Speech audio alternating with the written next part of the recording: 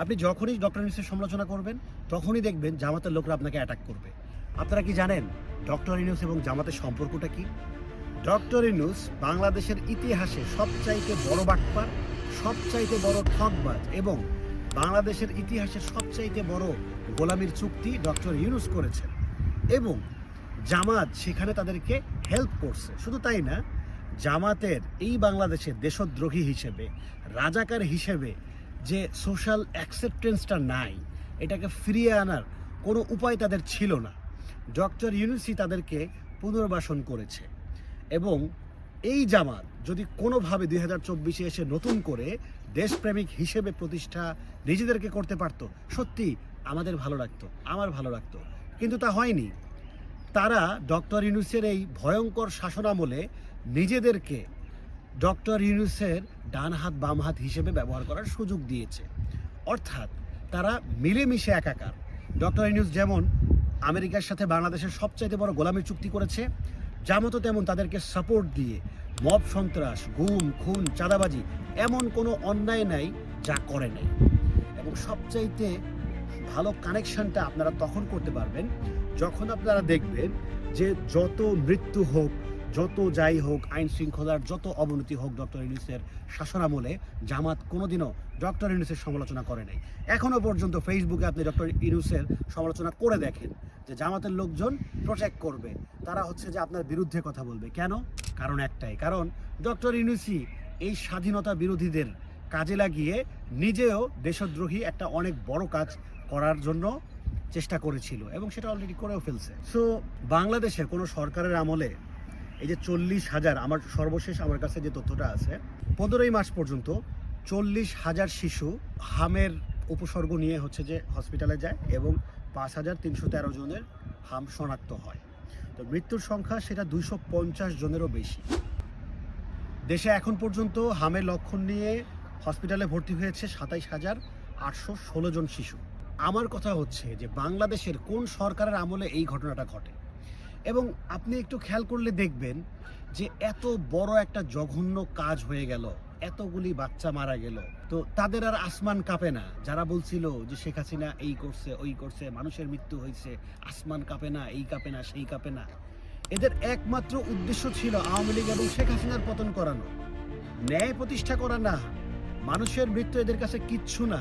এদের কাছে 30 লক্ষ প্রাণের কোনো মূল্য নাই। এদের কাছে এদেশের মানুষের কোনো মূল্য নাই। যদি মূল্য থাকতো সমানভাবে এখনও তারা ডক্টর ইউনূসের সমালোচনা করত। কিন্তু তারা ইনিয়ে বিনিয়ে সব চেষ্টা করতেছে যে বর্তমান যে সরকার বিএনপির উপরে দায় চাপানোর চেষ্টা করতেছে এবং আমাদের দেশের মানুষ খায়ও ভালো, কারণ এখন সরকার বিএনপির, এখন হচ্ছে যে যা কিছু হবে সব কিছু বিএনপির দোষ। মানুষের মাথায় এতটুকু ঘিলু নাই যে এইটা অনেক আগে থেকেই সিস্টেম করতে হয়। বাংলাদেশ আগে থেকেই টিকাদানের ভালো অবস্থানে ছিল। শেখ হাসিনা এটাকে আরও উন্নত করে অনেক উপরে নিয়ে গেছিল, অনেক লেভেল আপ করছিল, যে টিকাদানে শেখ হাসিনা চ্যাম্পিয়ন হয়েছিল।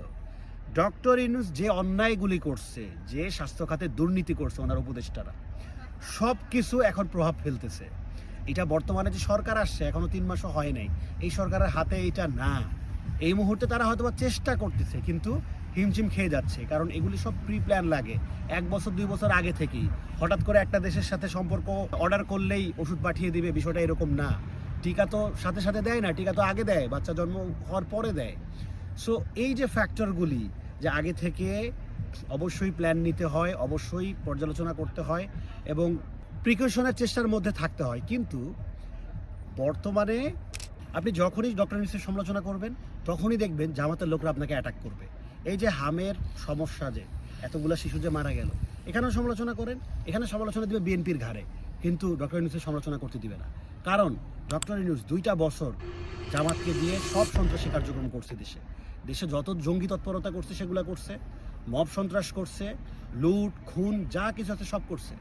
সো এই যে ডক্টর ইউনূসের সম্পর্ক আর জামাতের সম্পর্ক মূলত এইটা।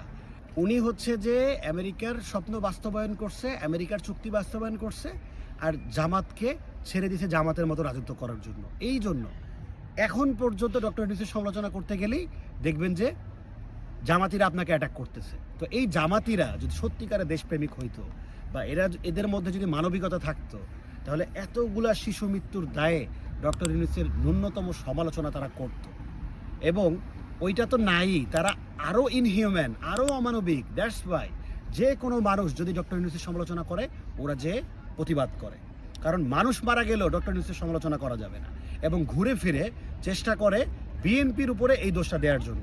আমি বিএনপির সাপোর্টার না, আমি আওয়ামী লীগের পক্ষে অনেক ভিডিও বানাইছি। দ্যাটস ওয়াই মানুষ মনে করে যে আমি আওয়ামী লীগের লোকজন। হয়তোবা আওয়ামী লীগ এখন মজলুম, এটার জন্য আমি আওয়ামী লীগের পক্ষে কথা বলি, আওয়ামী লীগের যেটা ন্যায়, যেটা তাদের অধিকার, সেটার পক্ষে আমি কথা বলি। শুধু তাই না, আমি বিএনপির পক্ষেও না, কিন্তু এই সরকার যে আসছে, এই সরকারের তো কোনো দায় দায়িত্বই এখনো পর্যন্ত নাই। সরকারের তো কেবল 2.5 মাস হয়েছে, 3 মাসও হয় নাই। তো এই সরকার তো টিকাদান কর্মসূচি গত বছর, তার আগের বছর পরিচালনা করে নাই। এই সরকারের কাছে তো দায়িত্ব ছিল না।